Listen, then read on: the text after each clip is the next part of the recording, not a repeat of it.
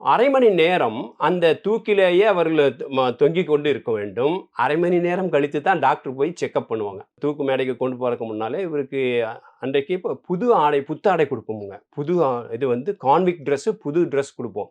அப்புறம் இந்த செல்லுக்குள்ளேயே அவங்களோட கைகளை 2ம் பின்னால கட்டிடுவோம். பினியனிங் ஸ்ட்ராப்ன்னு சொல்லுவாங்க. பின்னால கட்டிடுவோம்.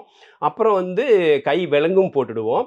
அப்புறம் தலைக்கு வந்து ஒரு தொப்பி மாதிரி இது இருக்கும். அந்த தொப்பி மாதிரி இருக்கக்கூடிய இதுல வந்து, அந்த குழாய் மாதிரி இருக்கக்கூட முன்பகுதியில ஒரு இது துணி தொங்கிட்டுருக்கும்.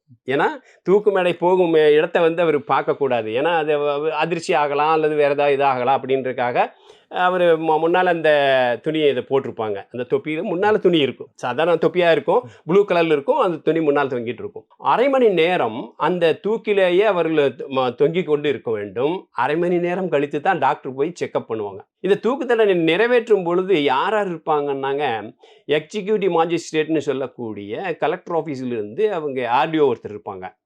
அப்புறம் சைக்காலஜிஸ்ட் இருப்பாங்க. அப்புறம் ரீஜினல் புரொபேஷன் ஆஃபீசர்ஸ் இருப்பாங்க. அப்புறம் அரசாங்கத்தால் அனுமதிக்கப்பட்ட ஸ்காலர்ஸ், இத பத்தி சிறப்பான ஸ்டடி பண்ணக்கூடிய ஸ்காலர்ஸ் யாராவது ஒருத்தர் இருப்பாங்க.